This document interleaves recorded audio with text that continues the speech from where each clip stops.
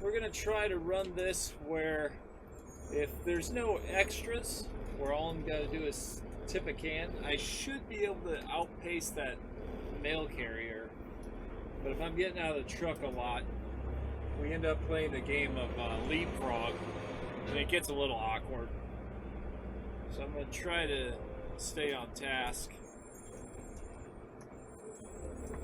Otherwise I can run a loop a little different. Maybe I'll do that. We're gonna improvise a little bit. I'm gonna let the mail carrier run their outside loop. I'm gonna run this inside loop. It's a little unconventional.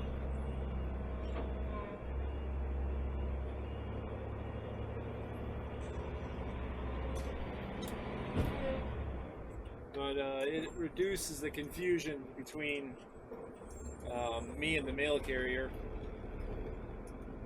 I just don't like it. It doesn't happen very often, but I got a little bit behind with holiday garbage. This is only the first week after New Year's, so there's people that are still celebrating their Christmases. Oh my, well, they followed me. Why would they do that? What are they doing? The whole reason I turned on this loop was so the other guy could run his, I should have just kept going with my original loop. Now we're going to be playing this game of leapfrog.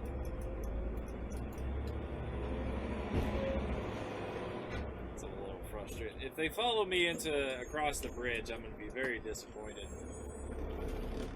They probably will.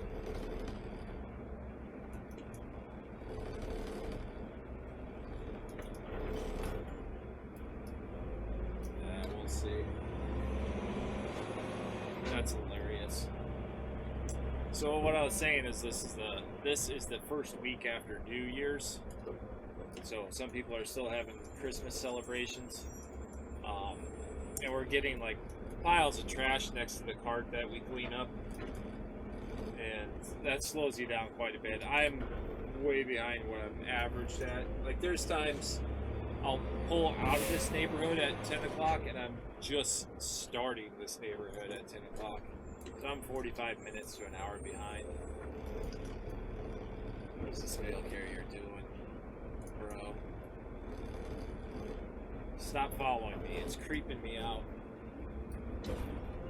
We'll do it this way then.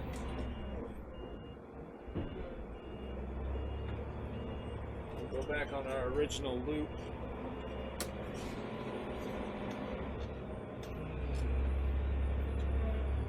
Because I'm guessing they're going to run, I don't know what pattern he's running. You can see my tracks where I left off. The last one the mail carrier grabbed. Here we go. So far, not too bad. I'm looking ahead on the other side of the street. You probably don't have the angle for it, but if I look ahead, I can tell on the way out there's going to be a little bit of a pile to clean up. So somebody celebrated Christmas in here. We're driving a New Way Sidewinder. There's a lot of people that confuse this with the Labrie.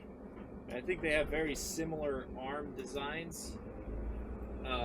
Or I think a salesman explained it to me once where the previous generation arm design is leased out to New Way or something to that effect. Like if you know the details, feel free to comment down below. And I always tell people, if you're gonna correct something in one of these videos, time code with what you're saying. So you're like, oh, at 3 minutes and such time into the video, you had this question, this is the answer. So that way, if someone else reads it, they can click on that time code and jump to what I was talking about so they can have context. So, if you know the answer to that, that's what I recommend, putting a time code. So yeah, New Way Sidewinder on an auto car. And it's a 31-yard body, so it's the big boy. It's a pretty big residential truck. And I can pretty much usually get this entire route to fit on one truckload, but it varies. Like normally, if I looked at 500 stops, I'd say yes, I could get 500 stops on that truck. But 500 stops after Christmas is a lot different than 500 stops later in the winter or at a slower time of the year. I have like 530 stops on today's route, and I'm reasonably confident I could get it to fit. And I've pushed it close to 600 stops, but that was like when trash is really light. Not all the carts are out. The carts that are out might have, a couple bags in it. It packs easy. Last week was pretty brutal because everybody had trash out, and every can that was out was full.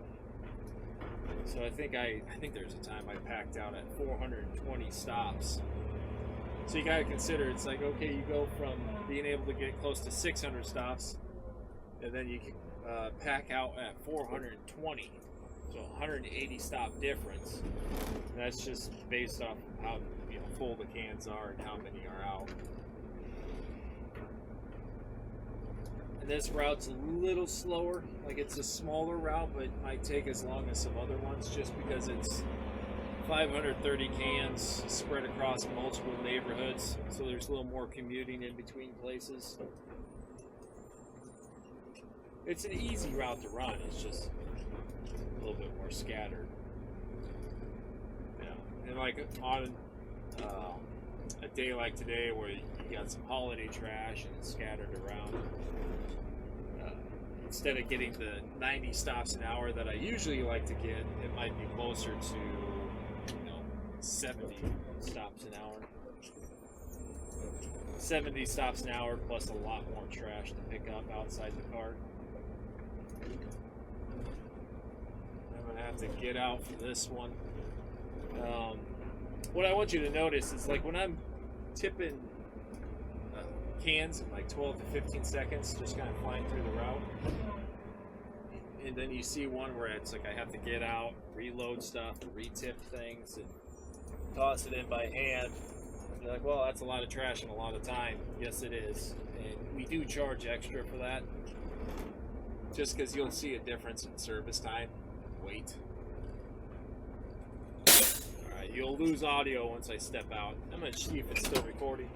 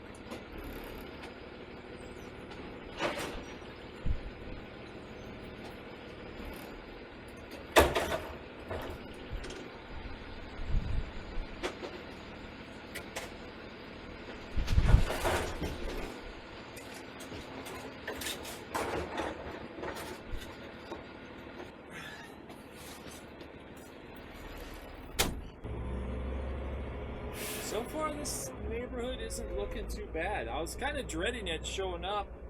Last week, I did clean up quite a few piles. There's a stretch of like 5 or 6 homes where I was just getting out and picking up all the boxes and Christmas wrappings from celebrations. And that gets really inefficient, like pulling the brake and getting out of the truck, especially when you got automated routes. Like, it really kills the efficiency. It just eats up time. This might be a little interesting rolling up to this one here. So we let some people kind of get grandfathered into just setting bags out. Before we went automated, this used to be all rear load stops. So you'd have customers that said, well, I don't want a cart, I just want to set bags out. They allowed it because they would have a guy on the back chucking everything. But that gets kind of hazardous too. That wasn't too bad. That was actually pretty easy. And once we went automated, there's a few where it's like, fine, you know, as long as you're setting bags out that are tied, we'll service it. But we're not letting anyone sign up for service without a cart. Those days are gone. And it's just part of the evolution of a garbage company. We still get a little bit of pushback from customers or other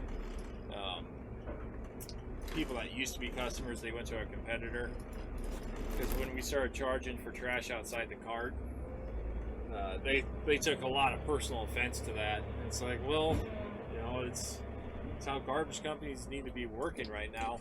As things get more expensive, you want to run things a little more efficiently, and using carts definitely helps with that. And so they went to our competitor, and like the unpopular opinion, thought about making this into a reel. The unpopular opinion is sometimes you have to fire a customer, or if they quit because they don't want to use a cart, they want to be able to put piles of trash out. It's like, well, I don't know if we really lost a customer. I think we just kind of got rid of a problem. Because you'll see me be able to knock out 5 or 6 cans and then roll up to one stop. And the amount of time it takes me to do 5 or 6 cans, it takes me just as much to service one location that wants to throw all the garbage on the ground, whether it's bagged or not. And we're not as stingy as some companies where I've read somewhere or had comments on other videos where, like something called the waffle cone, where someone will stuff a cardboard ring inside the container, the cart, and it'll elevate the walls up like a waffle cone, and they'll fill that up with garbage. And so they expand the capacity of the can like an extra 30 or 40%. And some people would be like, our company would never take that. They would skip it or even tag it with a fine. And some have said they'd even skip stops if the lids weren't all the way closed. I was like, that's wild. You know, for us, it's like if they can do a really successful waffle cone, it's like, all right, you know.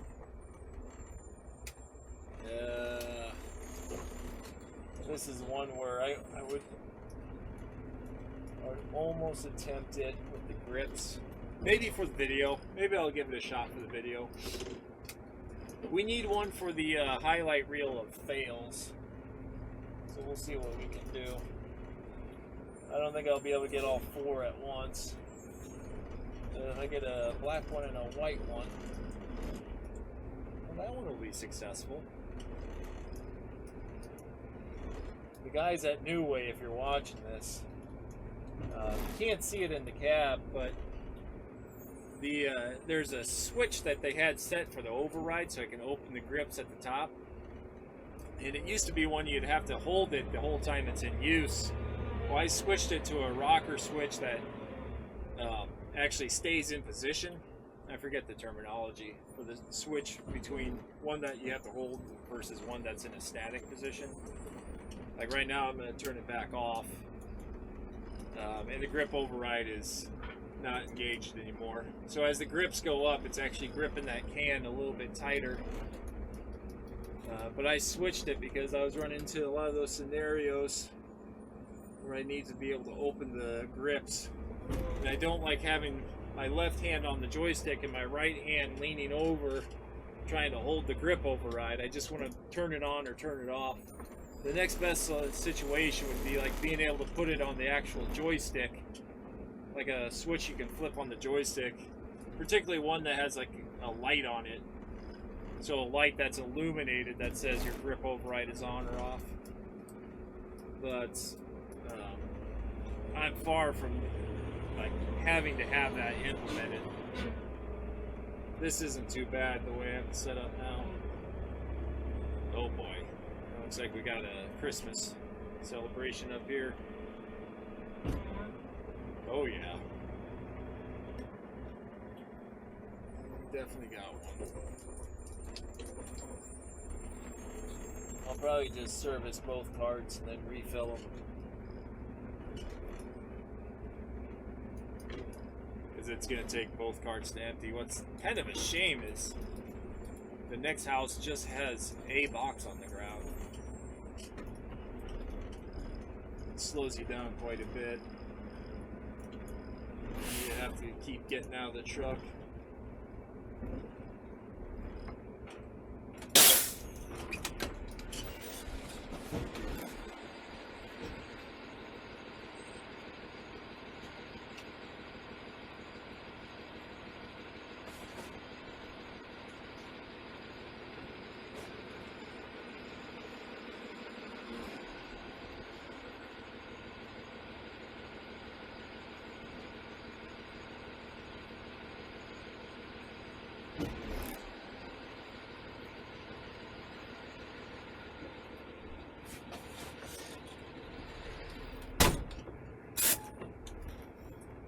So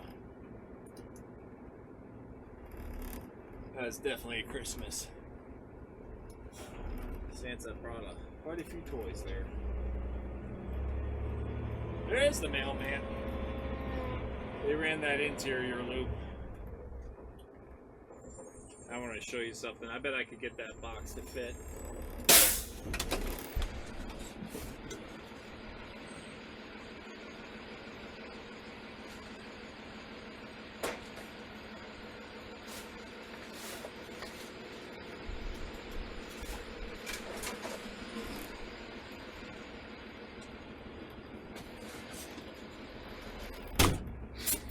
That's one of the reasons why we started to charge for trash outside the cart. Because there's a lot of times people can get trash to fit and they just won't, so they'll put it on the ground. And it's fine, like, we'll get out and clean it up for you. But you gotta scale this out to like the entire route. I know a lot of you will watch that and be like, well, you're in and out in like 15 seconds. That's true. Maybe it's 20. I don't know. But if you pull this brake for every stop, like let's say every stop on the route was able to do that, you're like, just throw excess on the ground. It's just a box, and you're getting out and giving every stop an extra 20 seconds. There's a lot of problems that come with that. So every time a driver gets out, your risk of injury goes up. Because garbage men very, very, very rarely get injured inside a garbage truck. They get injured outside a garbage truck. And injuries are expensive. So as long as the guy's in the garbage truck, an automated truck, your liability goes down.